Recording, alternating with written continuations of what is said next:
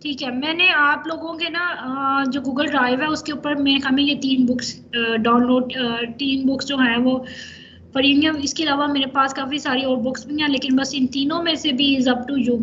आपने क्या करना है, अब जिस तरह से इधर साइड के ऊपर ना आपने कोई भी टॉपिक जो है वो चूज कर सकते हैं, any topic, firewall, even firewall and intrusion detection, ठीक है, denial of service attack, malicious software, database, मतलब anything you want to choose, ठीक है, डाटाबेस इंक्रिप्शन, क्लाउड सिक्योरिटी।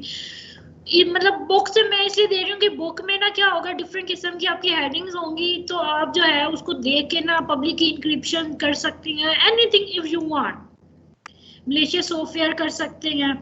तो आप इन बुक्सों की उधर से जो मर्जी आप जो है वो, मेरी कोई रिस्ट्रिक्शन नहीं है, जो मर्जी टॉपिक चूज करें, आसान करें, मुश्किल करें, मुझे कोई फर्क नहीं पड़ता, ठीक है, मैंने कोई रिस्ट्रिक्शन नहीं लगाई। लेकिन एक दो बातों पे मैं रिस्ट्रिक्शन लगाऊंगी, वो भी मैं बताती हूँ। मतलब सबसे पहले तो आपने क्या करना है, इधर से जितनी भी लिस्ट है, इधर से आपने क्या करना है, कोई भी टॉपिक जो है वो चूज कर लेना। सपोज मैं यूज करती हूँ डिजिटल सिग्नेचर। उसके बाद आपने क्या करना है, आपने गूगल पे जाना है, उसमें वैसे बहुत सारी डाटाबेसेस होती हैं, ठीक है, गूगल स्कॉलर भी है, इवन IEEE भी है, वेब ऑफ साइंस भी है, साइंस ट्रैक भी है। मैं सिर्फ जो क्या कर रही हूँ, IEEE एक्सप्लोर को सिर्फ यूज कर रही हूँ। ये एक डाटाबेस है for to download the paper. इसके अलावा web of science, science track, ये सारी डाटाबेसेस हम यूज करते हैं पेपर्स को डाउनलोड करने के लिए, ठीक है। ये आपके पास इस तरह की क्या आ जाएगी, स्क्रीन आ जाएगी।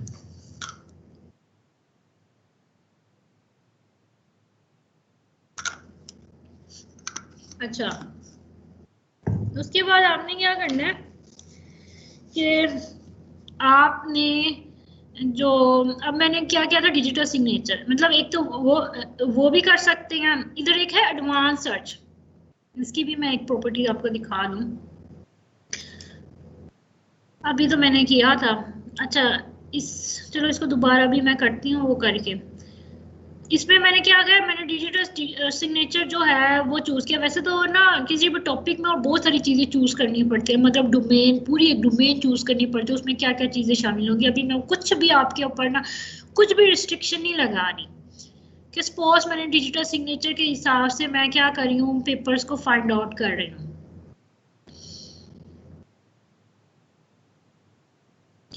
अब क्या करना है, पहला काम तो आपने ये करना है कि उसने मुझे जो दिखाया है वो 8469 जो है डिजिटल सिग्नेचर के ऊपर दिखाया। पहला काम आपने ये करना है, जो आपको सिर्फ टाइटल की समझ आ रही है, आपने सिर्फ वो पेपर लेना। पहला काम ये करना है, मतलब अब जैसे है डिजिटल मार्केटिंग, ये मुझे थोड़ा सा समझ में आ रहा है, तो अच्छा चलो मैं इसको देखूंगी। और मैं किसको देखूंगी, मतलब मैं उस कॉन्टेक्स्ट से बता रही हूँ जो आप लोगों ने पढ़ा हुआ है। अब ये मैं कर सकती हूँ, forward backward unforgettable digital signature scheme using symmetric key crypto system, ये भी आपने पढ़ा हुआ है, ठीक है। अच्छा जी, extension, functionality extension of the digital signature standard, ये भी कुछ आपको समझ में आ जाएगा। अब इसमें ना सारे पेपर जो है वो कॉन्फ्रेंसेस के होते हैं। कॉन्फ्रेंसेस के पेपर की मैक्सिमम जो लेंथ होती है ना वो 4 to 6 पेपर होती हैं। जो जर्नल्स होते हैं ना उनकी लेंथ होती है, मतलब सपोज मैंने इधर से जो है, इवन आप digital signature mobile device based on location कोई भी कर सकते हैं जो आपको समझ में आए। पहली बात तो यही है। ई कॉमर्स सिक्योरिटी भी कर सकते हैं, digital signature in the application of e commerce security, क्योंकि अब मोस्ट ऑफ द लोगों की सिक्योरिटी है। अब इसमें क्या मोस्टली जो है कॉन्फ्रेंसेस के पेपर, अगर मैंने जर्नल में जाना है तो मैं इधर से अप्लाई कर दूंगी कि मुझे ना सिर्फ जर्नल के चाहिए। जर्नल में ना जो लेंथ होती है वो 10 to 30, मतलब 10 12 पेजेस होते हैं, 15 20 पेजेस होते हैं, 25 पेजेस होते हैं, ठीक है, 30 से ज़्यादा नहीं होते। अब उसने इधर क्या कर दिया, जर्नल पेपर मुझे दिखा रहा है। अब वो मुझे जर्नल पेपर दिखा रहा है क्योंकि मैंने फिल्ट्रेशन कर दी थी। अब इधर जो एक बना हुआ है, इधर बना हुआ है जी लॉक ओपन है, इधर जो है क्लोज है। इसका मतलब ये होता है कि मैं ये पेपर जो है वो मैं डाउनलोड कर सकती हूँ। अगर मुझे इस पेपर को डाउनलोड नहीं कर सकती, अगर मुझे इस पेपर को डाउनलोड करना है तो मुझे क्या करना पड़ेगा कि मुझे जो साइन इन करना पड़ेगा, और साइन इन में क्या होता है, जैसे तो मेरे ख्याल में एनएफसी ने भी IEEE की जो है वो डेटाबेस जो है वो परचेज की हुई है। अब मैं इंस्टीट्यूट साइन इन इधर इसी वजह से ही आता है कि आप क्या कर सको, इंस्टीट्यूट जो है वो सर्च आउट कर सको। एनएफसी ने ना मेरे ख्याल में खरीदा हुआ है, क्योंकि हर यूनिवर्सिटी ने ये डाटा बेसिस खरीदती है, लेकिन वो फिर सिर्फ यूनिवर्सिटी का जो IP एड्रेस होता है सिर्फ उसी के अंदर ही ओपन हो सकती है, उसके अलावा नहीं हो सकती। अब ये वाला पेपर जो है वो आप डाउनलोड नहीं कर सकते, ठीक है, ये वाला हो जाएगा क्योंकि ये ओपन था, इसको मैं PDF नहीं, ये वाला नहीं था, नोवेल वाला था, ये वाला था, ठीक है। क्योंकि ये देखो ओपन हो रहा है, क्योंकि उसमें क्या सिंबल बना हुआ था ओपन का, तो मतलब ओपन का मतलब ये है कि मैं उसको डाउनलोड कर सकती हूँ, क्लोज का मतलब ये है कि मैं उसको डाउनलोड नहीं कर सकती। फिर मैं इसको डाउनलोड कैसे करूँगा, मैं उसका वे बताती हूँ। मतलब अब ये जो सारे मैंने जो एक दो बताए थे, अच्छा जी चलो ये ज़्यादा आसान है, कि ये वाला जो पेपर है ये मुझे आसान लग रहा है, मतलब पहले टाइटल को देखो, उसके बाद ना थोड़ा सा एब्स्ट्रैक्ट को पढ़ो। अच्छा जी समझ आ रहा है, हाँ ठीक है समझ आ रही है। ये वाला पेपर पढ़ो, ठीक है, उसका एब्स्ट्रैक्ट थोड़ा सा देख लो, आइडिया होता है। एब्स्ट्रैक्ट का मतलब पूरे पेपर में क्या होगा वो आइडिया वो दे रहा है, वो पेपर पढ़ने के बाद। अब ये आपसे डाउनलोड नहीं होंगे, क्यों? क्योंकि इन पे रिस्ट्रिक्शन लगी खड़ी है। अब वो डाउनलोड आप कैसे करेंगे कि आप जो है अपने गूगल के अंदर लिखेंगे SCIHUB, ठीक है, ये SCI हब। ये थोड़ा इलीगल है, लेकिन ये रिसर्चर के लिए बहुत बेनिफिट है। मतलब आप कोई भी पेपर जो है वो इस वेबसाइट से डाउनलोड कर सकते हैं, ठीक है। आप URL भी एंटर कर सकते हैं, DOI भी होता है जर्नल का, भी मैं दिखाती हूँ, ठीक है, PMD भी होता है, टाइटल भी। अब जैसे मैंने अब ये पेपर जो है, ये वाला जो पेपर है फॉर, ये वाला नहीं डाउनलोड हो सकता, ठीक है। अब मैंने क्या करना है, एक ऑप्शन दिया कि मैं URL को कॉपी कर रही हूँ, इधर जी साइंस हब में क्या कर रही हूँ, पेस्ट कर रही हूँ। साइंस हब में मैंने जब पेस्ट किया है तो ये लड़की पे ना जाइएगा, ये वैसे आती रहती है, इसके अलावा दूसरी भी चीज़ें आती रहती हैं कि क्या आता है, कभी कोई क्या आता है वो क्या होगा। खैर ये हमारे जो रिसर्चर होते हैं ना, ये वाला लिंक हमें सबसे बेस्ट इसलिए लगता है कि हम कोई भी पेपर जो है वो डाउनलोड कर सकते हैं। तो ये मैंने डाउनलोड कर लिया, मतलब इधर से आप डाउनलोड कर लें, ये एक वे हो गया डाउनलोड का। अच्छा ये मैंने पहले URL चूज किया था, अब मैं क्या कर रही हूँ, टाइटल को कॉपी कर रही हूँ। टाइटल को भी कॉपी करके मैं क्या कर सकती हूँ, मैं पेपर को डाउनलोड कर सकती हूँ। मतलब अगर आपका एक वे से सपोज नहीं हो रहा तो आप डिफरेंट वे अडॉप्ट कर सकते हैं, URL से, टाइटल से, ठीक है। जो DOI होता है वो डिजिटल ऑब्जेक्ट आइडेंटिफायर होता है, और वो सिर्फ जर्नल का होता है। ये DI लिखा हुआ है ना, ये इधर मैंने एक पेपर, हाँ ये जो था ये जर्नल का पेपर है, इसकी 12 पेजेस है। इसमें DOI जो होता है वो होता है डिजिटल ऑब्जेक्ट आइडेंटिफायर, ठीक है। उस वो जो ये है, हर जर्नल का होता है, ठीक है। इसको मैंने कॉपी की है, इधर मैंने जो है वो पेस्ट किया है, तो मुझे क्या हो रहा है कि वो पेपर जो है वो डाउनलोड हो गया। मतलब अब मैं आपको ये बता रही हूँ, आप डिफरेंट वेज आपको बता रही हूँ, अगर एक वे काम ना करे तो आप दूसरा वे अडॉप्ट कर सकती हैं, एक दूसरा ना करे तो तीसरा कर सकते हैं। मतलब इधर से आप इस वेबसाइट के जरिए आप कोई भी पेपर जो है वो इजीली डाउनलोड कर सकते हो, कहीं पे भी बैठ के। तो इस वजह से जो है ये मैंने आपको वे बता दी है। अब आपने जैसे, अब मैंने क्या किया था, डिजिटल सिग्नेचर जो था वो मैंने चूज किया था, जैसे कि चलिए ये वाला ई-कॉमर्स वाला कर लेती हूँ, और ये वाला कर लेती हूँ। ये दो पेपर मैंने सपोज कर लिए। अब उसके बाद आपने क्या करना है, उसके बाद आपने डाउनलोड कर लिया। डाउनलोड करने के बाद वर्ड खोलनी है, पेपर 1 सपोज, मतलब उसमें इंट्रोडक्शन लिखना है, बैकग्राउंड लिटरेचर या प्रीवियस स्टडीज, मतलब इस सारों का मतलब ये होता है कि पहले क्या काम हुआ हो, उसके बाद कौन सी मेथोडोलॉजी फॉलो की है, ठीक है, डाटा कैसे कलेक्ट किया है, रिजल्ट क्या होगा। आपने हर पेपर के कोरस्पॉन्डिंग में, जैसे कोई पेपर डाउनलोड करते हैं, सपोज ये वाला पेपर जो URL ही ले लेती हूँ, ठीक है, ये URL लिया।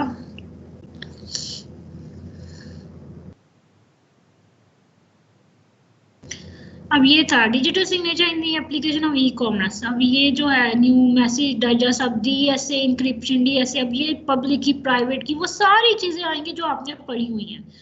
ठीक है, आपने इवन एक दफा ना ऐसे पेपर को देख लेना है, अच्छा जी उसमें क्या क्या चीजें हैं। अब जिस तरह से ये इंट्रोडक्शन है हार्ड पेपर में होगा, आपने क्या करना है, आपने इधर पेपर 1 के नाम से इंट्रोडक्शन में जो भी चीज़ उसने जो भी चीज़ लिखी होगी वो लिख देना इंट्रोडक्शन में। इंट्रोडक्शन के बाद क्या है इधर, मैम एक बार फिर बता देंगी। ये कौन बादशाह बंदा है जो इतनी मुश्किल से मैं बता रही हूँ और वो दोबारा जो है वो कह रहा है। मैम वो ना मेरे घर लाइट चली गई थी तो फिर वो इंटरनेट कनेक्ट किया, अब आया हूँ मैं। अच्छा ठीक है, अभी मैं किसी से पूछती हूँ ना, समराइज करती हूँ, वो बताएगा, उसके अलावा फिर मैं उसको ऐड करूंगी। एक्चुअली मैं सुबह 8 बजे से बोल रही हूँ। ठीक है जी, मेरी चौथी क्लास है, मैं बोलती हूँ। ठीक है, इधर से सुन लो तो उसके बाद जो है फिर मैं बोलती हूँ। अच्छा, अब जो दूसरा है इंट्रोडक्शन में, तो आपने हर उस पेपर का इंट्रोडक्शन लिखना है। बैकग्राउंड लिटरेचर क्या है कि अब क्योंकि डिजिटल सिग्नेचर के बारे में है तो वो हेडिंग भी दे सकते हैं, मतलब जो दूसरी हेडिंग्स होगी ना वो मोस्टली बैकग्राउंड होगी, लिटरेचर होगा, सर्वे होगा, कुछ भी होगा, आपने वो लिख देनी है। ठीक है, एप्लीकेशन सिग्नेचर टू इम्प्रूव, क्योंकि मेरे ख्याल में ये सर्वे है, मतलब मेथोडोलॉजी की बजाय आप जो तीसरी हेडिंग है ना उस हिसाब से बेशक अरेंज कर ले कि मतलब पहली हेडिंग में ये है, सब खुद से लिखना, कॉपी पेस्ट नहीं करना। पहली बात मैं ये बता रही हूँ, क्योंकि एट द एंड आपने ये मुझे हैंड रिटन देना हार्ड फॉर्म के अंदर, तो आपने ये जितनी भी हेडिंग्स है ना 1 2 3 जो मेन हेडिंग है वो तो पता ही चल जाएगा कौन सी है। कंक्लूजन मतलब ये पहला पेपर आपने समराइज कर लिया। इसी तरह दूसरा पेपर जो मैंने जो ये ई कॉमर्स का था, ये वाला पेपर जो है ये मैं डाउनलोड करती हूँ।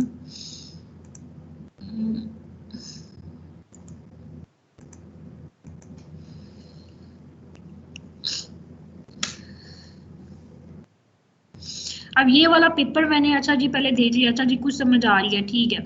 अब इस पेपर से भी मैंने क्या कर दिया, उसकी जो मेन हेडिंग्स थी वो तो इंट्रोडक्शन की होगी, ये इंट्रोडक्शन की हो गई। ठीक है, उसके बाद जी अच्छा ये तो सब हेडिंग्स हो गई, मतलब जो मेन हेडिंग्स है। प्रपोज सिग्नेचर स्कीम्स, क्योंकि ये कॉन्फ्रेंसेस थे ना, कॉन्फ्रेंसेस बहुत छोटे होते हैं, 4 से 6 पेजेस के होते हैं। इवन मैं तो आपको ये भी रिस्ट्रिक्शन नहीं कर रही, आप कॉन्फ्रेंसेस ले लें, जनरल ना लें। जनरल में क्या होता है 20 से 25 पेजेस होते हैं, कॉन्फ्रेंसेस में सिर्फ 4 से 6 पेजेस होते हैं। मैं तो इवन इसकी भी आपको रिलैक्सेशन कर रही हूँ।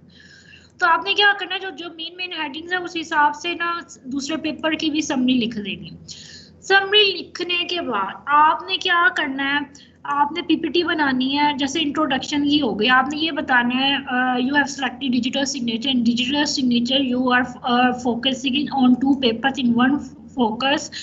In one paper, the authors define digital signature with respect to e-commerce. In other papers, authors define digital signature using symmetry key. मतलब इस तरह से आपने क्या करना है कि जब आप प्रेजेंटेशन देंगे, जो आपने समरी लिखी होंगी उन दोनों को कंबाइन करके एक फ्लो में बताना है कि आपने डिजिटल सिग्नेचर ना किस किस के हिसाब से आपने जो है वो करें। उसके बाद जो है बैकग्राउंड लिटरेचर, मतलब इसकी जगह आप खुद से उसमें दे सकते हैं, पीपीटी में खुद से कोई हेडिंग्स दे दें कि उन्होंने कहा कि डिजिटल सिग्नेचर के अंदर जिस तरह से उसने प्रपोज स्कीमा बताया, उसने क्या किया था, उसने कुछ और बताया था, तो उन दोनों चीज़ों को कंबाइन करना है। मेरा मकसद ये है कि जब आप पीपीटी बनाएंगे तो आप इन दोनों पेपर्स को कंबाइन करके बनाएंगे कि मतलब एक अथर ने, जो रिसर्चर ने ये कहा था, दूसरे अथर या रिसर्चर ने ये कहा था, तो आप इस तरह से क्या करेंगे, डिफाइन करेंगे। ठीक है, बात क्लियर हो गई है? पहले मुझे ये बताएं यहाँ तक हो गई है कुछ ना कुछ?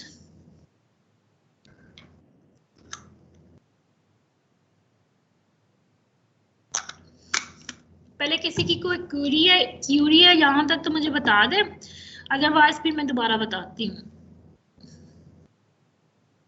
हाँ जी मैम दोबारा बता दें। मैं ये फिर से बता दूं कि अर्थर 2 जो हैं उनको किस तरह लिखना है, ये जो भी आपने बताया वही बता दें।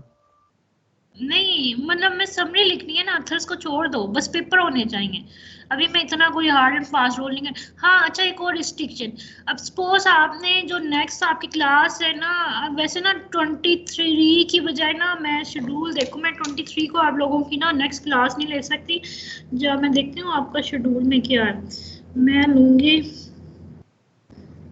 आप किस दिन फारिग होते हैं? मैं मंडे वाले दिन ले लूंगी, ठीक है। मतलब कि मैं जो है 21 को ले लूंगी, ठीक है। वो मैं आपको टाइम बता दूंगी बाद में ना। 21 को ना मैं मुझे ना मैसेज कर दीजिएगा, मैं आपको बता दूंगी टाइमिंग ना, क्योंकि 21 को आपकी जो सिर्फ एक क्लास है मंडे को, वो है 10:30 से 11:30 तक ना।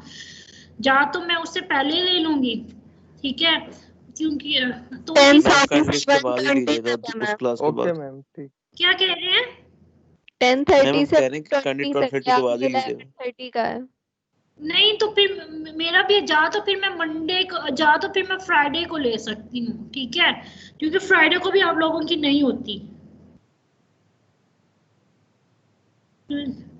मैं इसको मंडे को ही ले लें। क्यों? तो मैं फिर देख लूंगी, क्योंकि मंडे को भी जिस तरह से जो ग्रुप बी है उसकी मेरे ख्याल में सर उम्र लेंगे, क्योंकि मंडे को भी मेरा लोड है।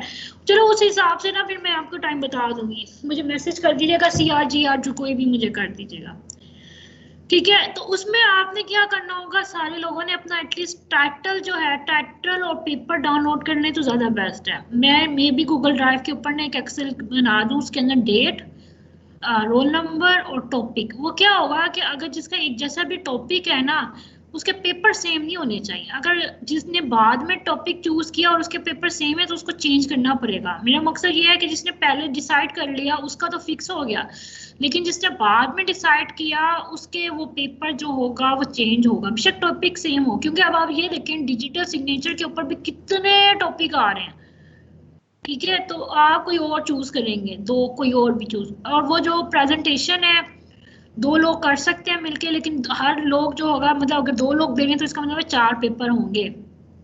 इंडिविजुअल जो है वो 2 पेपर होंगे, ठीक है। अगर 2 कर रहे हैं तो मतलब डिजिटल सिग्नेचर के ऊपर आपने 4 पेपर डाउनलोड कर लिए, तो 2 लोग जो प्रेजेंट कर सकते हैं। और जो स्लाइडें होंगी वो मैक्सिमम 10 to 12 होंगी और 15 मिनट्स होंगे हर एक के पास, मतलब। और वो जो हम स्टार्ट करेंगे ये जो वेडनेसडे है ना, क्योंकि ये 3 वीक रह गए हैं, हाँ 6 में हर एक को मैं 15 मिनट्स दूंगी, और जो नहीं देख सकेगा वो उसकी मर्जी है, उसके मार्क्स नहीं लगेंगे, ठीक है। और ये जो आप मुझे देंगे वर्ड में लिख के, ये मुझे हैंड रिटन हार्ड फॉर्म में देंगे जब भी आप फिजिकल आएंगे, ठीक है। अच्छा जी, मैंने ये बताया, मैंने कहा ये मैंने आपको ना बुक्स दी हुई है, इसमें से कोई भी टॉपिक चूज कर ले, कोई रिस्ट्रिक्शन नहीं है। उसके बाद आपने क्या करना है, आपने ये मैंने गूगल पे ना IEEE लिखा है, IEEE एक्सप्लोर लिखा है, ठीक है। इसके ऊपर ना आप किसी भी टॉपिक के हिसाब से ना पेपर को सर्च कर सकते हैं, जिस तरह से ये मैंने डिजिटल सिग्नेचर के हिसाब से ना सर्च कर दी है। जो टाइटल समझ में आए बस वो पेपर ले, ठीक है। उसी को क्या होता है, अब ये ओपन है तो ये आप एक्सेस कर सकते हैं, ये क्लोज है, इसको नहीं डाउनलोड कर सकते। तो इसको डाउनलोड करने के लिए फिर मैंने ये बताया कि आप गूगल के ऊपर क्या करेंगे, आप SCI हब लिख के, ये एक लिंक आ जाएगा, ठीक है। आप कोई भी पेपर जो है URL ले लें, उसका नाम ले लें, कुछ भी कर लेना, आप इधर पेस्ट करेंगे तो वो पेपर जो है वो डाउनलोड हो जाएगा। इसी तरह आपने क्या करना है, 2 पेपर लेना है और हर पेपर की समरी ना उसकी मेन हेडिंग के हिसाब से आपने क्या करनी है, राइट डाउन कर लेनी है। मतलब खुद से लिखनी है, कॉपी पेस्ट नहीं करनी, वो मुझे पता चल जाएगा, ठीक है। इस तरह कोई भी पेपर जो है वो आप जो है वो ले सकते हैं, 2 पेपर आपने लेने हैं।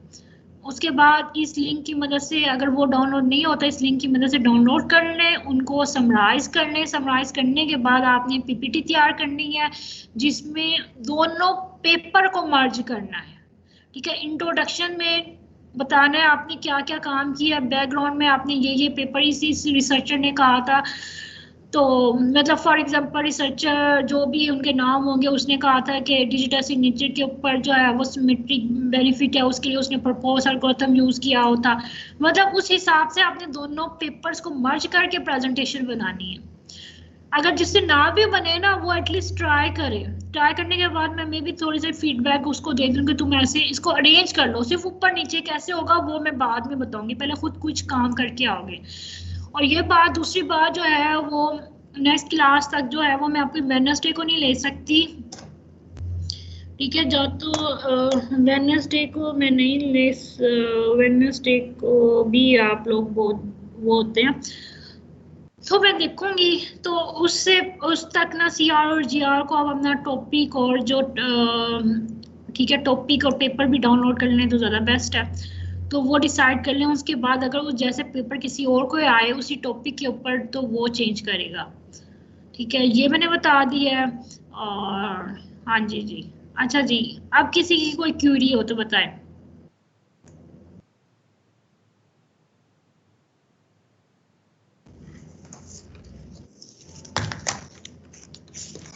हाँ जी,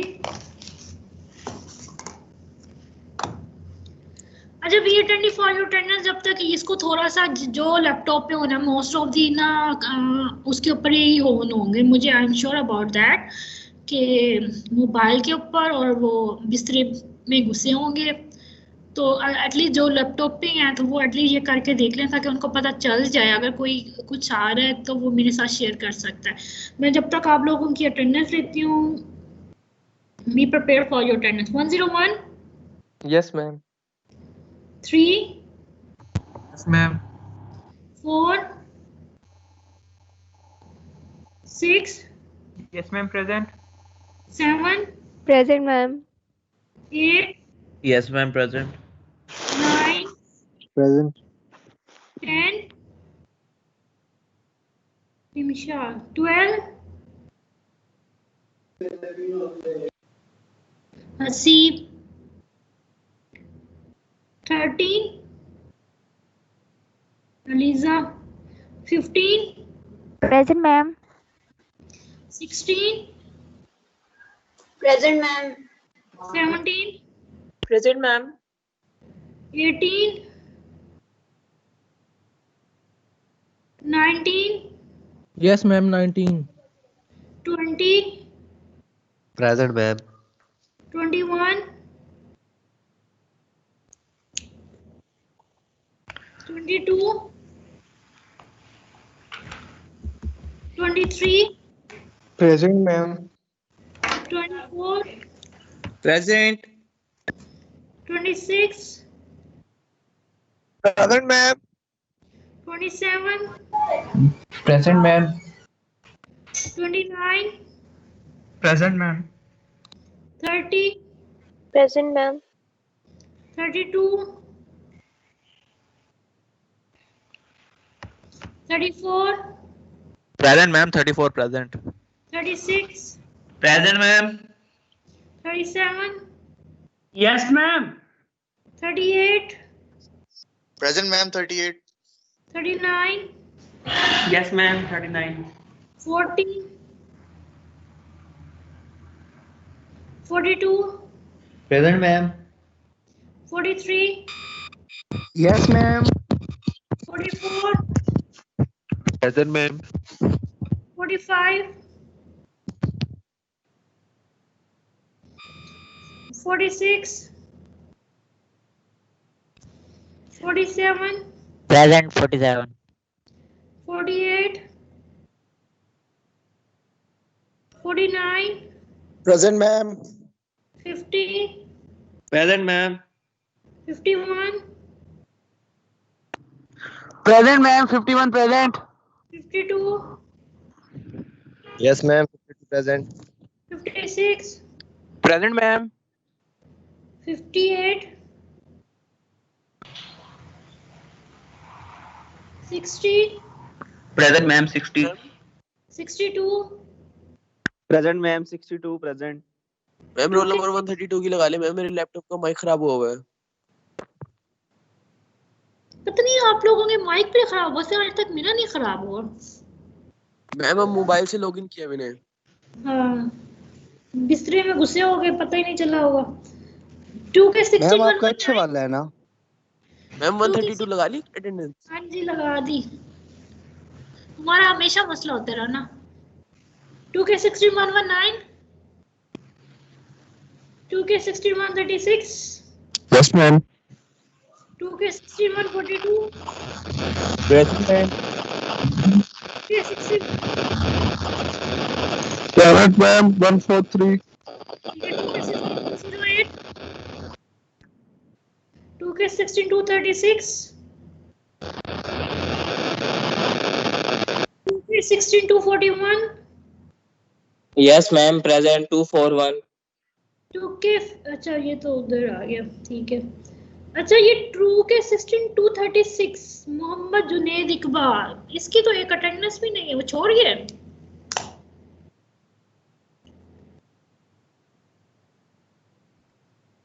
मैम इसका फैमिली इशू है, इसने एचओडी साहब से बात की हुई है। अच्छा चलो अब मैंने अटेंडेंस लगाई है, तो अब जो एक दो जो है वो लेफ्ट हो रहे हैं। राना कहाँ है? राना जिसका माइक खराब हुआ था।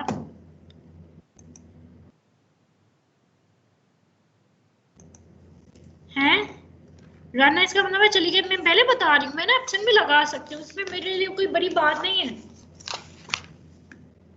इसका मतलब है वो लेफ्ट हो गया लगवा के, मैं ना उसकी एब्सेंट लगा रही हूँ, ये कोई बात नहीं है। आप जो है वो प्रेजेंट लगवा के फिर लेफ्ट हो रहे हैं, आप क्या समझते हैं? मुझे मैम वो है वहाँ पे, उसने वो चैट में भेज दिया मैसेज, वो आप देख लें। मैं डाउनलोड अटेंडेंस भी कर रही हूँ ताकि मुझे भी पता चले कौन कितनी दफा कितनी देर में आया है। और ठीक है, अच्छा आज के लेक्चर से किसी की कोई क्यूरी है तो मुझे बता दे।